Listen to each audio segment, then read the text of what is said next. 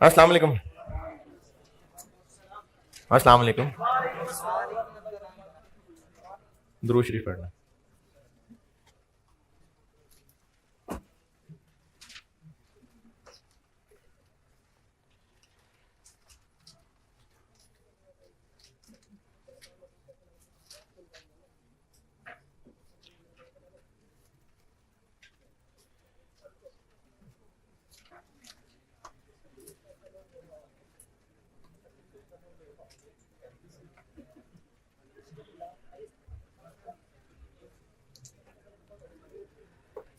अच्छा, एक होमवर्क दिया था, लेकिन चूंकि 2 छुट्टियां थी तो 2 छुट्टियां हो तो आपने उसी वक्त किताबें बंद कर दी होंगी, है ना? क्योंकि शायद किसी का कोई रिजल्ट भी आना था। सारे लोग तो पीआरसी से नहीं आए हैं यहाँ, तो ठीक है, नहीं पढ़ा होगा, कोई बात नहीं। चलो अब पढ़ लो। होमवर्क दिया था मैंने ऑटम 17, ओपल इंडस्ट्रीज वाला।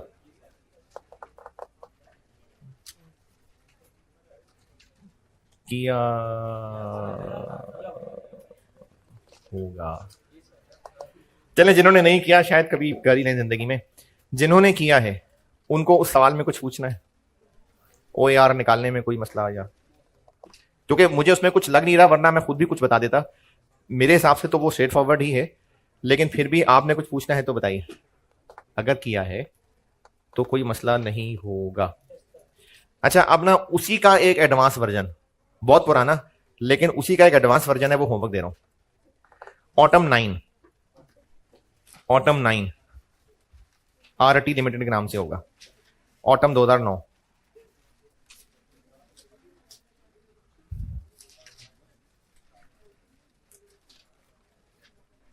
ऑटम 9।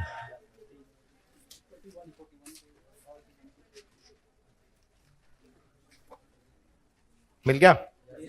ये ऑटम 17 से इस लिहाज से थोड़ा एडवांस है कि ऑटम 17 में ओएआर निकालने के लिए सेकेंडरी अपोर्शनमेंट,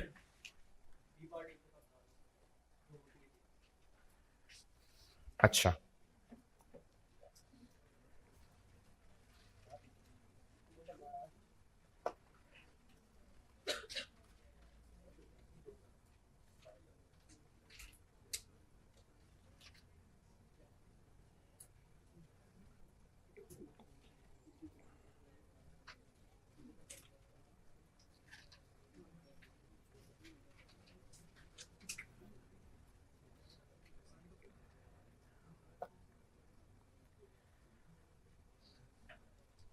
अच्छा, हाँ, वो एक पिछले सवाल में एक बात पूछी थी किसी ने क्लास में, वो मुझे भी नहीं याद रही बतानी। स्प्रिंग 21 जब क्लास में करवाया था, तो ये जो अंडर ओवर अप्लाइड एफओएच है, अंडर ओवर एब्जॉर्ब्ड भी इसी को ही कहते हैं। अप्लाइड ओवरहेड्स और एब्जॉर्ब्ड ओवरहेड्स एक ही बात है। स्प्रिंग 21 क्लास में किया था ना, तो उसमें रिक्वायरमेंट में एब्जॉर्ब था, तो वो ना किसी ने पूछा ना मुझे याद रहा बताना। ये under over absorbed overheads under over applied को ही कहते हैं।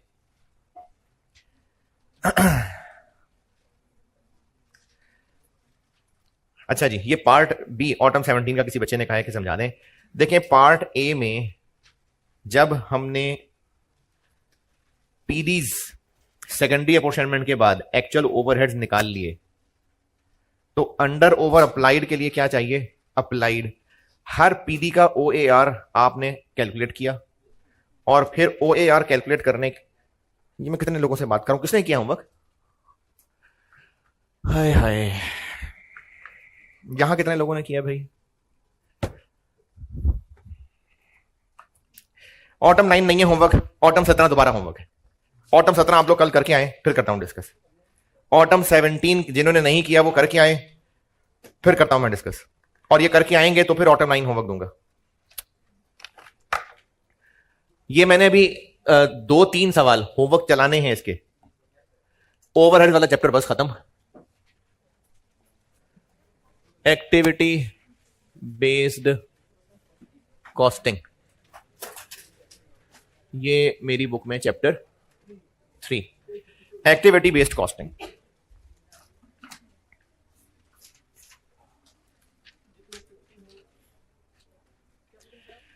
पूछा तो मैंने है ही नहीं, सिर्फ बताया है एक्टिविटी बेस्ड कॉस्टिंग।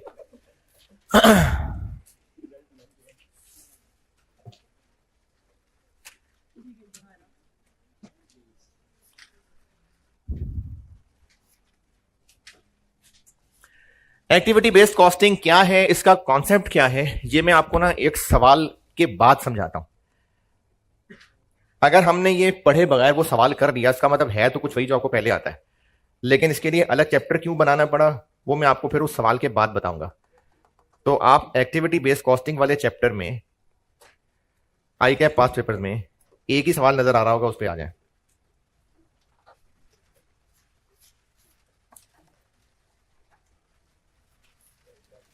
इस चैप्टर में आपको आई कैप पेपर में एक ही सवाल नजर आ रहा है।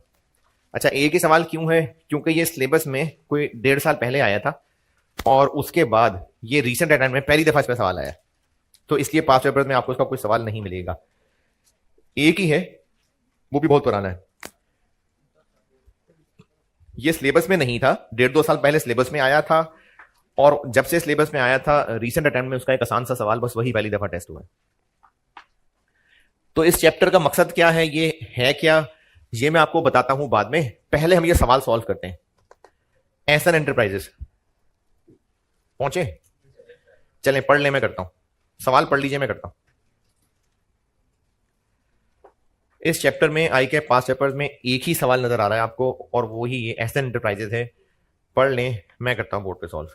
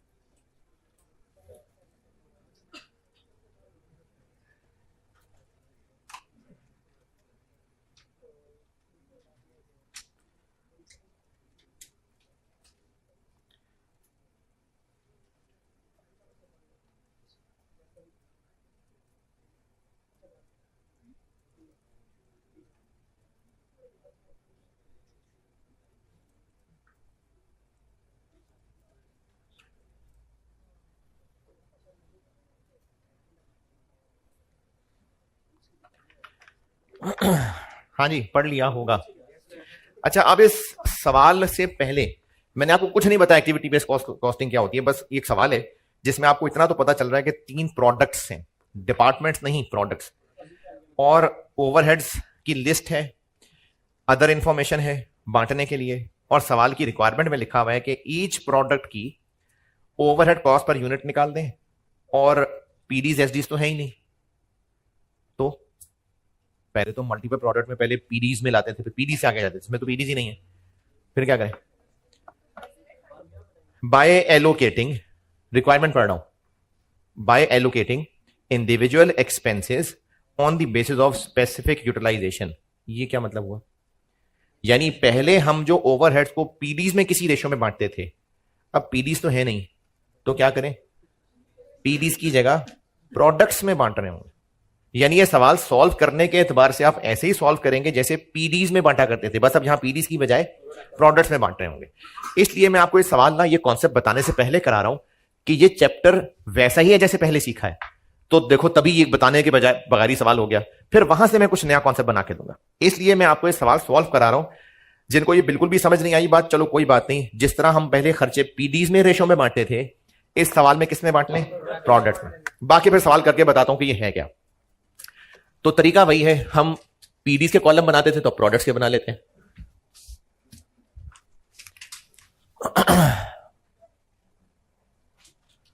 थोड़ी सी अंग्रेजी, बेसिस, टोटल, अल्फा, बीटा और गैमा, और रुपीज, मिलियन, थाउजेंड, रुपीज। सवाल की रिक्वायरमेंट है factory overhead cost per unit of each product. ये जो सारा डाटा है ये बजटेड है? हाँ जी, नहीं, पास डाटा है, पिछले गुजरे हुए क्वार्टर का डाटा है सारा। चलें जी, खर्चे शुरू करते हैं। सबसे पहला overhead, direct material, direct labour तो ओवरहेड नहीं है ना। आगे चले, इनडायरेक्ट लेबर। अब ये जो इनडायरेक्ट लेबर है, ये इनडायरेक्ट वेजेस, ये उन्होंने 4 डिपार्टमेंट्स बताए हुए हैं। यानी जो मशीन का मेंटेनेंस डिपार्टमेंट है, इस सवाल में पीडीज नहीं है, कोई बात नहीं, हमने प्रोडक्ट्स में बांटना है। ये जो इनडायरेक्ट वेजेस दी हुई हैं, ये डैश लगा के आगे देखेंगे आप 4 नाम लिखे हुए हैं। इसका मतलब है ये इन डिपार्टमेंट्स के लोगों की सैलरीज हैं, मेंटेनेंस के लोगों की सैलरीज हैं, स्टोर्स डिपार्टमेंट के लोगों की सैलरीज हैं, क्वालिटी कंट्रोल हैं, और क्लीनिंग और रिलेटेड सर्विसेज वाले लोग हैं। तो ये उन चारों कामों वाले मुख्तलिफ लोगों की सैलरीज हैं। ये चारों काम अलग अलग क्यों बता रहे हैं? बस इनडायरेक्ट वेजेस कह देते, ये नाम लिखने की क्या जरूरत थी? क्योंकि इन नामों से इनके काम की नेचर पता चलेगी, और जब काम की नेचर पता चल जाएगी तो फिर उस हिसाब से रेशो लेंगे। जैसे मशीनों की मेंटेनेंस वाले लोग हैं, तो इनकी कैसे बांटे तनख्वाहें? अरे भाई, कॉस्ट, मेंटेनेंस का खर्चा है, मेंटेनेंस। अब तो खत्म कर दिया चैप्टर, मेंटेनेंस को कब बांटा है कॉस्ट में भाई?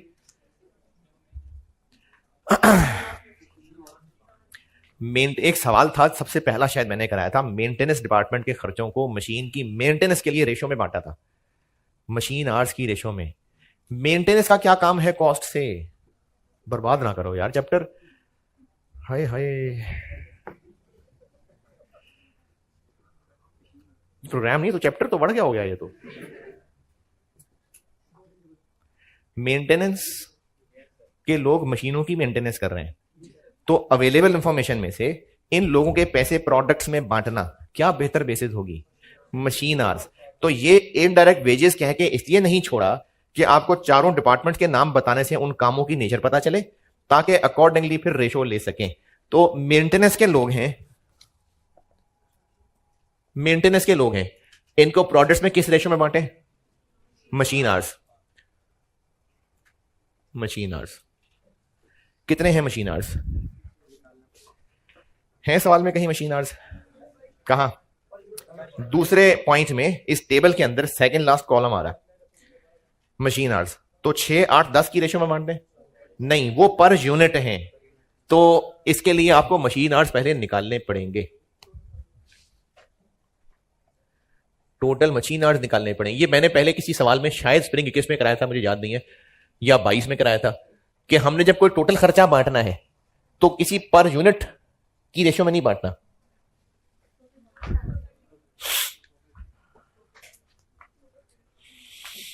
मैंने एक सवाल कराया था, उसमें फ्यूल की कॉस्ट बांटनी थी, और वो फ्यूल की कॉस्ट बांटते हुए समझाया था कि हम अब टोटल खर्चा बांट रहे हैं, तो कोई पर यूनिट चीज की रेशो में नहीं बटेगा, टोटल की रेशो में बटेगा।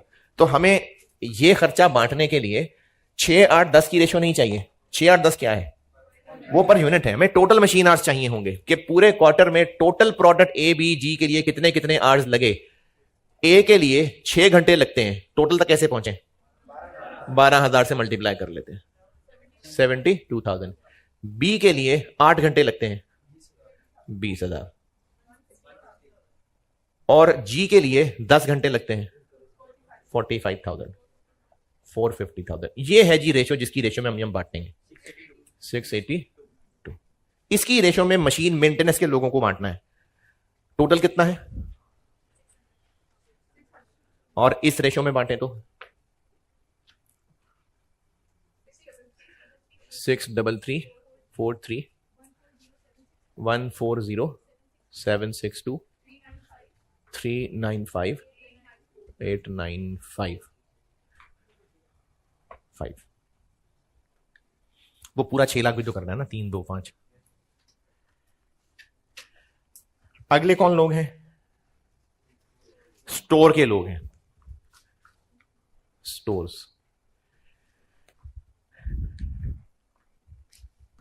स्टोर्स के लोग क्या करते हैं, स्टोर्स का स्टाफ है वो क्या करता होगा, है सफाई करता होगा।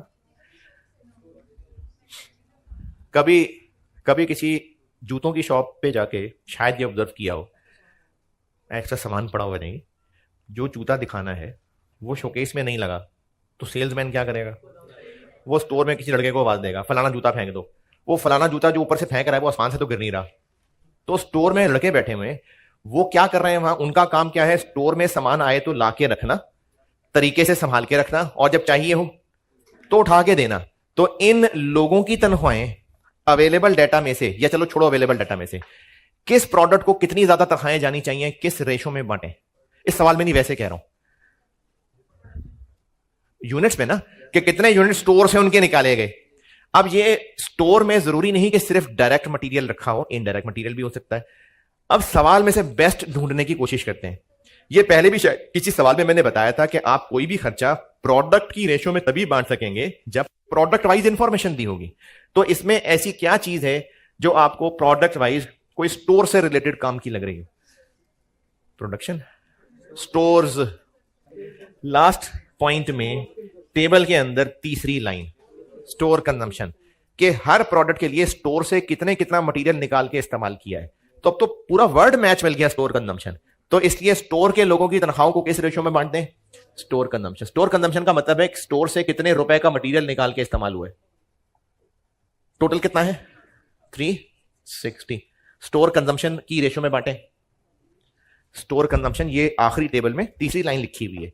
7,20,000, 2,70,000, 8,10,000, 144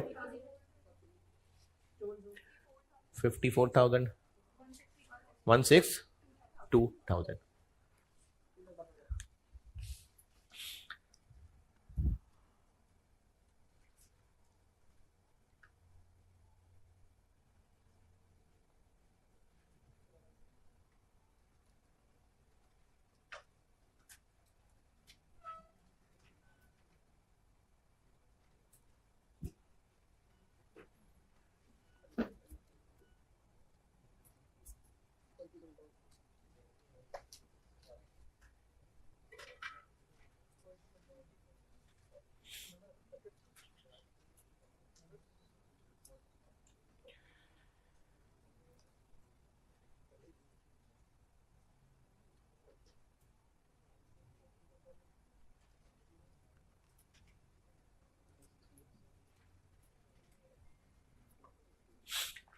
अगले कौन से लोग हैं, क्वालिटी कंट्रोल।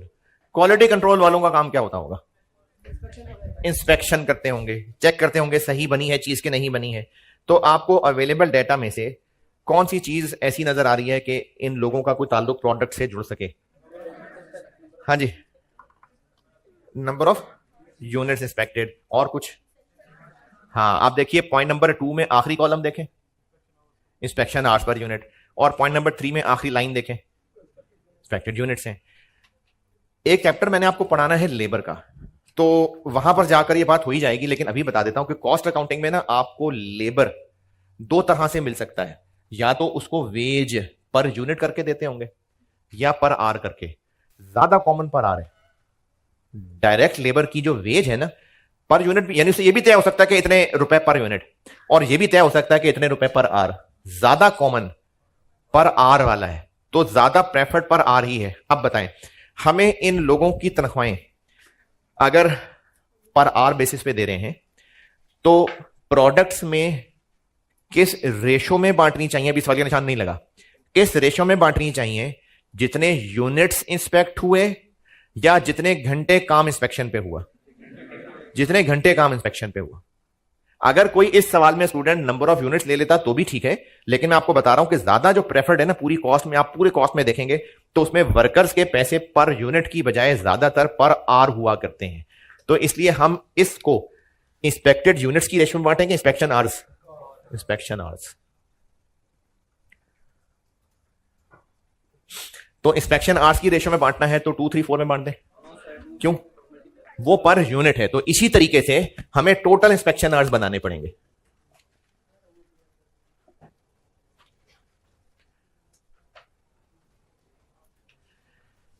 प्रोडक्ट ए का एक यूनिट इंस्पेक्ट करने में कितने घंटे लगते हैं? 2, बी में 3, जी में 4। टोटल तक कैसे पहुंचे? मल्टीप्लाई बाय, अगर तीसरे टेबल का लास्ट लाइन ना दी होती तो इन लोगों ने कितने यूनिट्स इंस्पेक्ट किए होते? जितनी प्रोडक्शन हुई है। लेकिन आखिरी टेबल की आखिरी लाइन का मतलब है कि सैंपल बेसिस पे चेक करते होंगे, तो हमें फिर किन यूनिट से मल्टीप्लाई करना है? जितने यूनिट्स इंस्पेक्ट हुए। ए के कितने?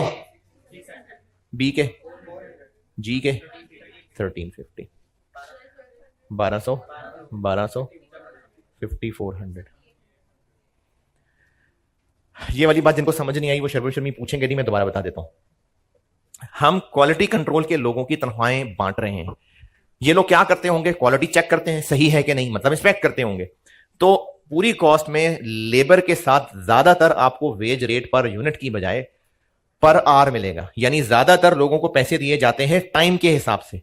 सिर्फ इस वजह से इस सवाल में हम इसको इंस्पेक्शन आवर्स की रेशो में बांट रहे हैं, एक्सपेक्टेड यूनिट्स की रेशो में नहीं। अगर कोई इंस्पेक्टेड यूनिट्स की रेशो में भी बांट दे तो सही है, गलत नहीं है। इंस्पेक्शन आवर्स की रेशो में लेते हैं। अगली बात, इंस्पेक्शन आवर्स की रेशो 2, 3, 4 क्यों नहीं? क्योंकि वो पर यूनिट है। बेशक ए पे टाइम कम लग रहा है, क्या पता ए आधे से ज्यादा यूनिट्स ए के इंस्पेक्ट किए होते तो फिर तो ज्यादा टाइम ए के लिए लगता है, इसलिए टोटल पे जाना पड़ेगा। टोटल के लिए यूनिट से मल्टीप्लाई करना पड़ेगा। अगर तीसरे टेबल की आखिरी लाइन ना लिखी होती तो कितने यूनिट्स इंस्पेक्ट हुए होते?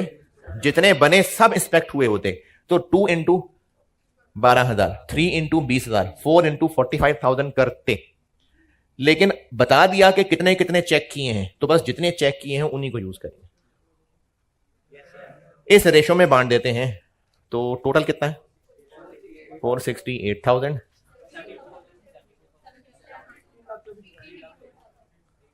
324।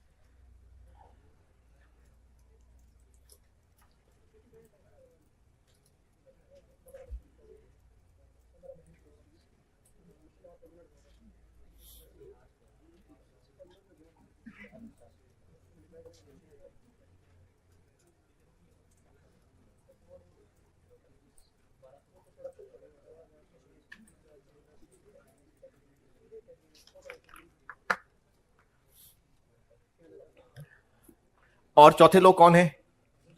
क्लीनिंग वाले। तो ये प्रोडक्ट्स को साफ करते होंगे, हैं? फैक्ट्री क्लीनिंग करते होंगे। तो इस जगह की क्लीनिंग, स्पेस यूटिलाइज, तो ये तीसरे टेबल में स्पेस यूटिलाइजेशन 40, 35 और 25% की रेशो में स्पेस यूटिलाइजेशन। टोटल कितना? 400,000, 160, 140, 1 लाख। तो ये क्वालिटी कंट्रोल, क्लीनिंग, स्टोर और मेंटेनेंस डिपार्टमेंट में ये काम करने वाले लोगों की तनख्वाहें प्रोडक्ट वाइज बांटी हैं।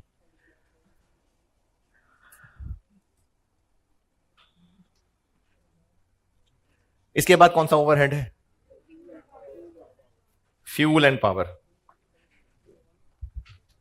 ये तो ठीक कर ही लेंगे। किस रेशो में? Machine hours. और ये मशीन आवर्स यही जो इधर निकाले हुए हैं कितने हैं? 28 लाख। 295601 656 891 184 508। गलत है। Fuel and power machine art में बांट दिया। उसके बाद डेप्रिसिएशन। ये यहां तक नोट करने वाले बच्चे पहुंचे, ये बड़ा मजे का ट्रिकी सा पॉइंट है।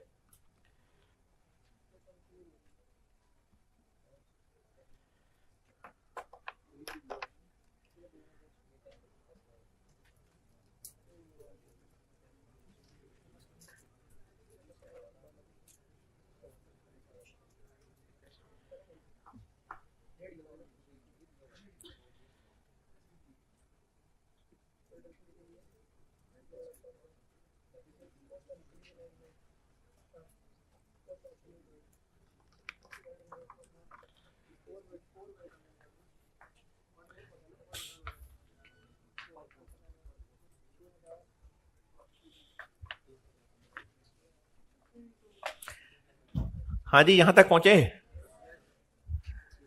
चले, नो की बात भी आई, जल्दी पहुंचना यार।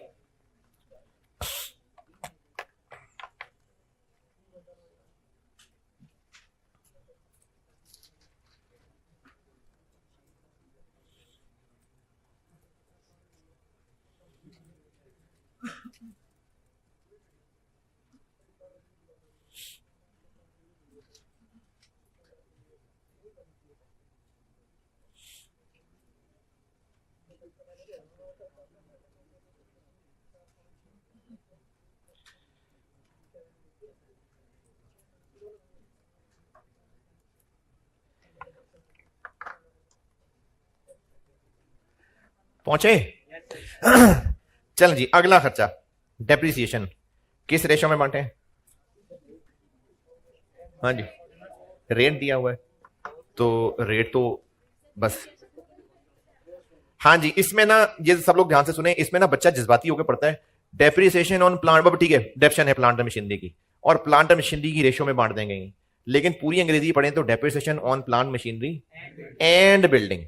ये इन्होंने आपको दो डेप्रिसिएशन मिक्स करके दी हुई है, और जो नीचे टेबल के अंदर आपको कॉस्ट बताई है आखिरी टेबल में, वो मशीनरी की है।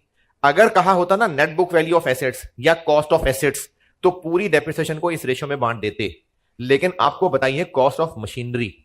इस रेशो में किस डेप्रिसिएशन को बांटेंगे?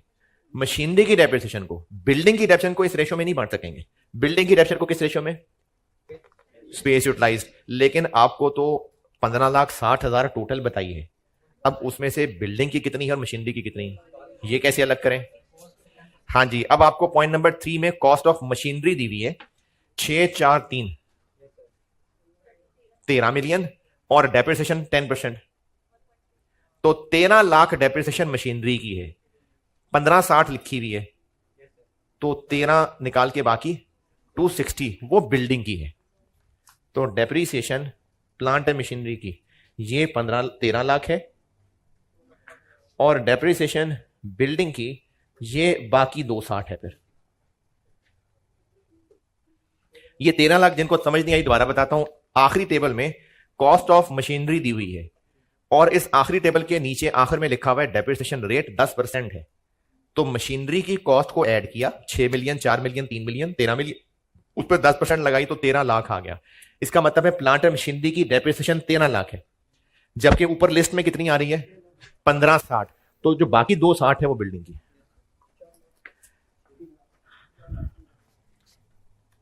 तो ये प्लांट और मशीनरी की डेप्रिसिएशन किस रेशो में बांटे? प्लांट और मशीनरी की कॉस्ट दी हुई है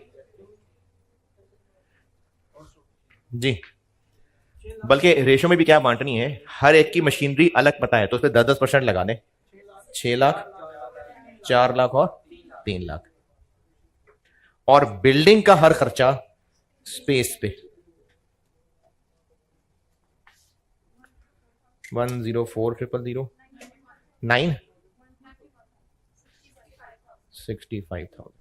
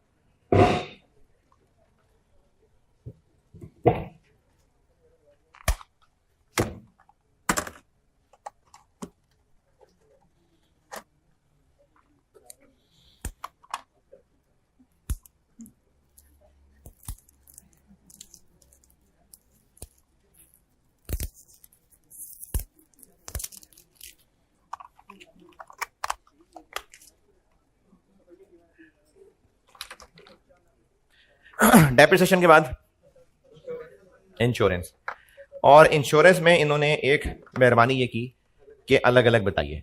तो प्लांट एंड मशीनरी की इंश्योरेंस जितनी महंगी मशीनरी, और बिल्डिंग की इंश्योरेंस स्पेस यूटिलाइज्ड। ये ऊपर से जगह चाहिए थोड़ी सी।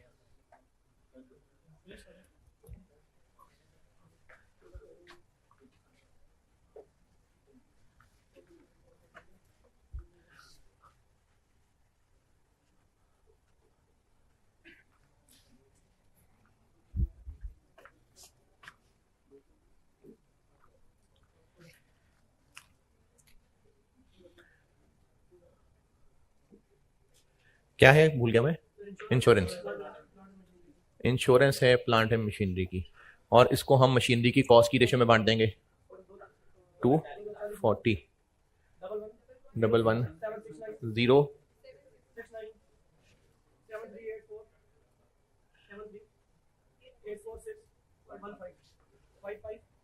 क्या हो गया 55385।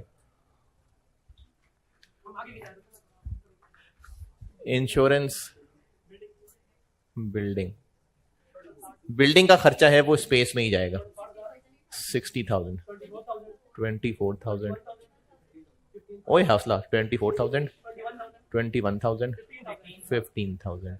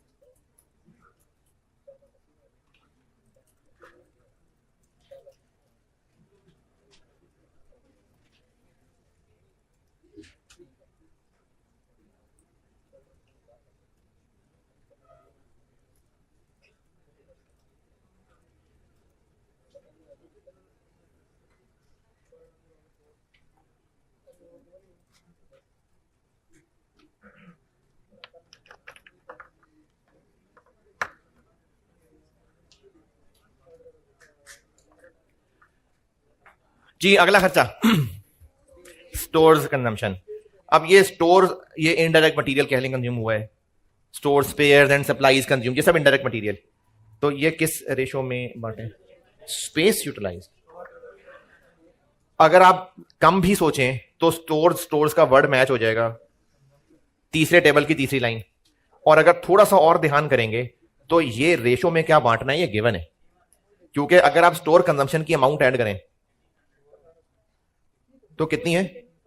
ये वही 18 लाख है जो नीचे टेबल में दिया हुआ है, ये गिवन है। कितना? 720, 270, 8, 10।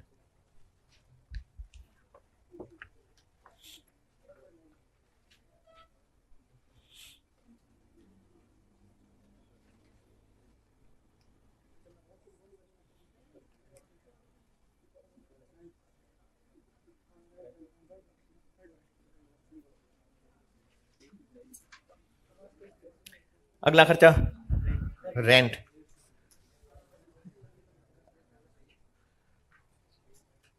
हाँ जी। अच्छा ये ना सवाल वाले ने, ये सवाल वाले ने ना ऐसे ही बस वो डाटा दिया हुआ है सोचे समझे बगैर, एम ही बस एम ही एक बात बता रहा हूं। ये खर्चे उसने जस्ट लिस्ट डाउन किए थे, ये तो गौर ही नहीं किया था कि डेप्शन तो हमारी अपनी है और बिल्डिंग तो हमारी अपनी है। बिल्डिंग हमारी अपनी नहीं है, बिल्डिंग अपनी नहीं है?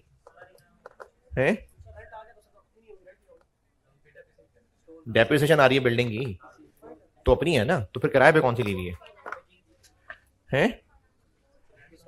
नहीं फाइनेंस लीज नहीं, वो लेसी में सब राइट ऑफ यूज ही होता है, वो पढ़ना है अभी एफआर 2 में। एम ही बस डाटा दे दिया उसने, कोई बात नहीं। तो रेंट को किस रेशियो में बांटे? Space utilised. टोटल है 12 लाख और स्पेस यूटिलाइज्ड में बांटे 480, 420, 3 लाख। और बस अब हमारे पास सारे के सारे ओवरहेड्स बट गए हैं तीनों प्रोडक्ट्स में। टोटल कर ले। ओहो हौसला हौसला हौसला हौसला। 2773713, 2339, 499, 4374, 786।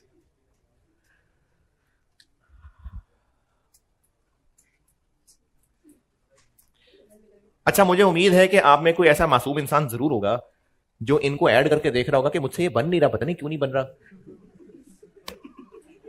होगा कोई, तो यहां से नहीं गिनना, उस पीछे शुरू से गिनना है। हाँ जी आप कुछ पूछ रहे थे शायद।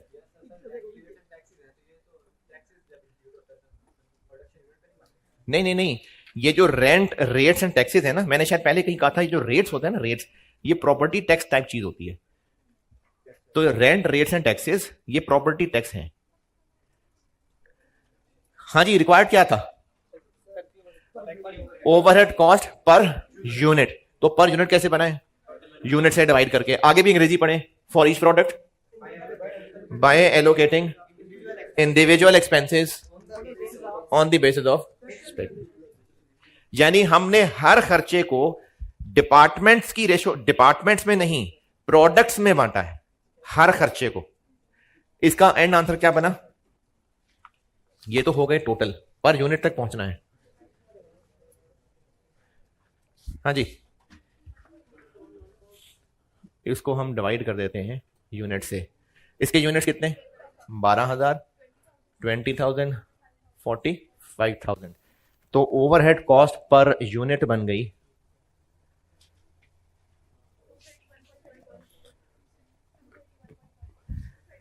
231.14, 116.98, 97.21।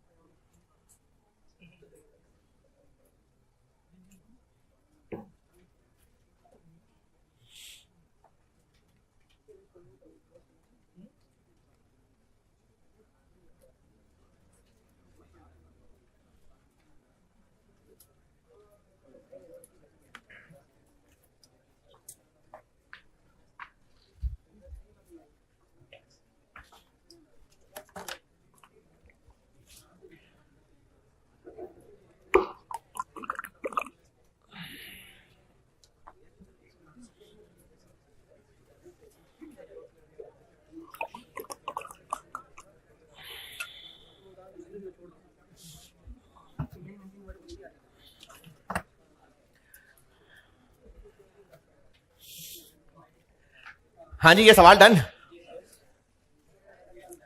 इस सवाल में बताएं कोई सवाल।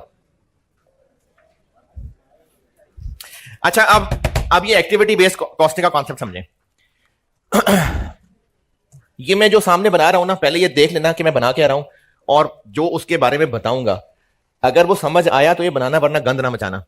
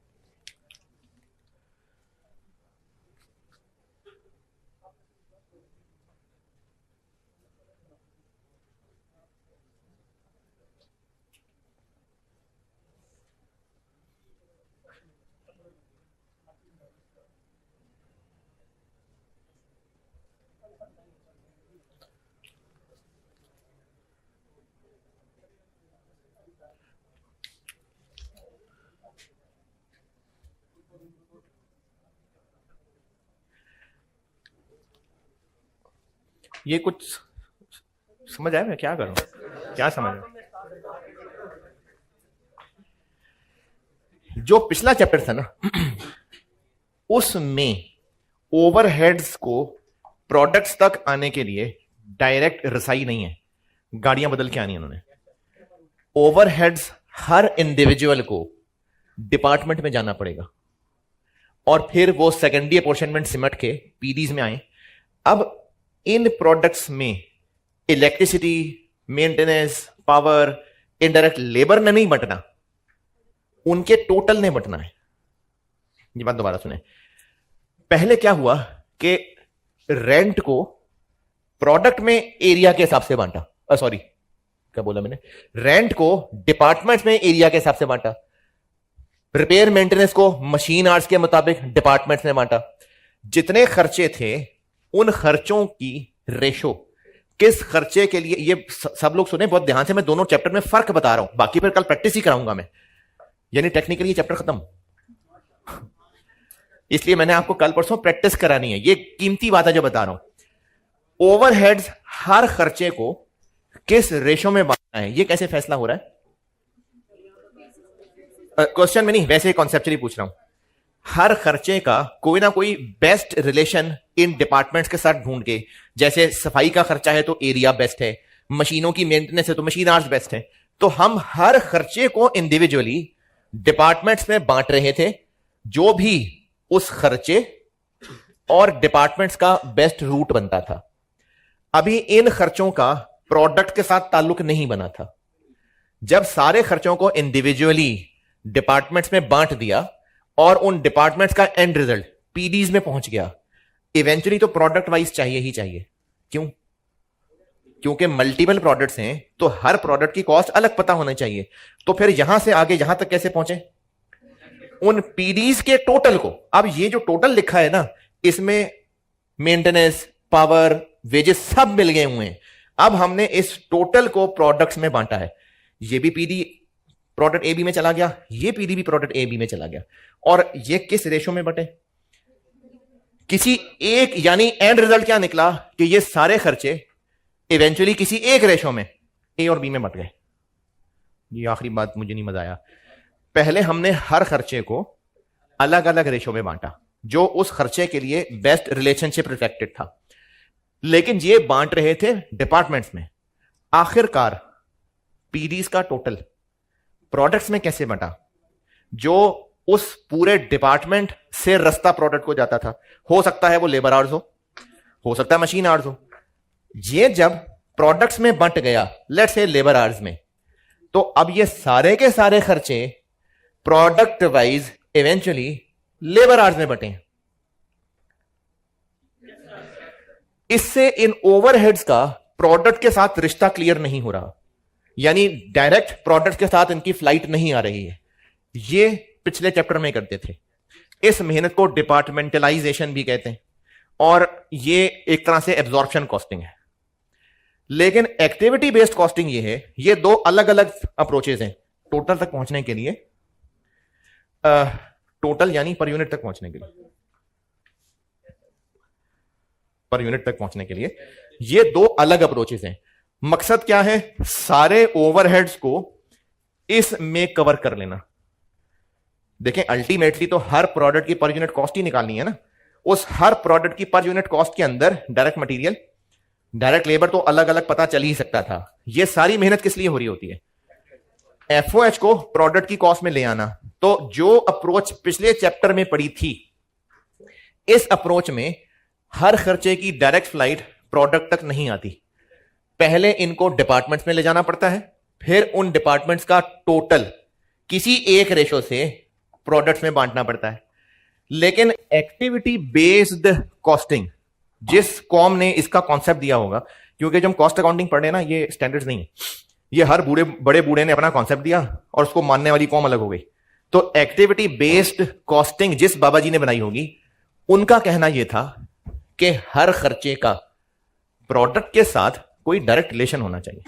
डायरेक्ट रिलेशन में, वर्ड डायरेक्ट का मतलब मैं इसको डायरेक्ट कॉस्ट नहीं कह रहा, यानी हर खर्चे की फ्लाइट हर प्रोडक्ट तक पहुंचनी चाहिए। अब ऐसी सूरत में हर खर्चे को प्रोडक्ट के साथ अगर लिंक करना है, किसी रेशो में बांटना है, तो इनका प्रोडक्ट के साथ कोई ना कोई रिश्ता डायरेक्ट पहचानना पड़ेगा। जैसे अभी इस सवाल में क्या किया, इंस्पेक्शन डिपार्टमेंट के लोगों को प्रोडक्ट वाइज बांटा कि उन्होंने हर प्रोडक्ट पे कितना कितना टाइम लगाया, तो प्रोडक्ट के साथ रिश्ता बन गया ना खर्चे का। तो जो अब तक हम पिछले चैप्टर में पढ़ रहे थे, इसको एब्जॉर्प्शन कॉस्टिंग भी कह सकते हैं। ये वो था जो पिछले चैप्टर में पढ़ा था। क्या था इसमें? हर ओवरहेड को डिपार्टमेंट्स में और फिर डिपार्टमेंट्स के टोटल को प्रोडक्ट में। और एक्टिविटी बेस्ड कॉस्टिंग टेक्निक ये है कि जिसमें हर एफओएच को हम बराह रास्त प्रोडक्ट्स में बांट रहे होंगे। ये फर्क समझ आया? यानी इसमें हर पीडी का, हर पीडी का एक ओएआर निकल रहा होता है और उस ओएआर को यूज करके हम प्रोडक्ट कॉस्ट तक पहुंच रहे होंगे। यहां पर यह आखिरी कंक्लूडिंग बात है, पिछले चैप्टर में हर पीडी का एक ओएआर होगा, इसमें हर खर्चे का एक ओएआर होगा। देखो हमने रिपेयर मेंटेनेंस का खर्चा प्रोडक्ट वाइज किस रेशियो में बांट देना होगा? रिपेयर मेंटेनेंस मशीनरी की मशीन आवर्स, तो इस खर्चे को divided by total machine hours और इनटू ये जितने प्रोडक्ट्स हैं। अब इसको मैं 2 स्टेप्स में तोड़ता हूं। इसको उनमें बांटने के लिए क्या किया? This divided by total machine hours, तो वो क्या चीज निकल आएगी? पर मशीन आवर। तो हर खर्चे का अपना अपना ओएआर होगा। अब उसको जिस प्रोडक्ट के साथ जोड़ना है उसका रिलेशन पता चल जाएगा। एक बार दोबारा, हमने ये पिछले चैप्टर में पढ़ा था जिसमें हर इंडिविजुअल एफओएच को डिपार्टमेंट में बांटते हैं और फिर उन डिपार्टमेंट्स के टोटल की कोई एक ही फ्लाइट लेके प्रोडक्ट तक पहुंचते हैं, यानी हर पीडी का अलग अलग ओएआर होता है। जबकि एक्टिविटी बेस्ड कॉस्टिंग के अंदर हर ओवरहेड्स का, अब बीच में से चैनल डिपार्टमेंट्स का हटा दिया, हर इंडिविजुअल ओवरहेड को हम प्रोडक्ट के साथ रिलेशन बना के किसी रेशियो में बांटेंगे, यानी इसमें हर खर्चे का अपना ओएआर होगा। बस जबानी, सब जबानी हो गया, कुछ कहने लिखने की जरूरत नहीं है। अब आप इसको अभी नोट करना है, नोट कर लें, और जो मैंने कंक्लूडिंग बात की है वो भी लिख लेना। अगर इसके साथ सेल्फियां लेनी है तो ठीक है, सेल्फियां लेके चले जाएं, लेकिन कंक्लूडिंग बात जरूर लिख लें। इस अप्रोच में, इसको एब्जॉर्प्शन कॉस्टिंग भी कह सकते हैं, इस अप्रोच में हर पीडी का अलग अलग ओएआर है, जबकि इस अप्रोच में हर खर्चे का अपना अपना ओएआर है। यहां पर हम हर खर्चे को, अच्छा, यानी आप कह रहे हैं यहां पर भी तो हम कह सकते हैं कि हर खर्चे का एक ओएआर है, लेकिन कहा जाता नहीं है, क्योंकि यहां पर प्रोडक्ट्स, देखो ओएआर का यूज क्या है? प्रोडक्ट की पर यूनिट कॉस्ट तक पहुंचना है, तो हम प्रोडक्ट तक पहुंचने के लिए इनको यूज कर रहे हैं कि इसको यूज कर रहे हैं, तो हर पीडी का एक ओएआर है। जबकि यहां पर हम प्रोडक्ट की कॉस्ट निकालने के लिए हर एक को यूज कर रहे हैं ना, तो इसलिए हर एक का अपना ओएआर। ठीक है जी, अल्लाह हाफिज।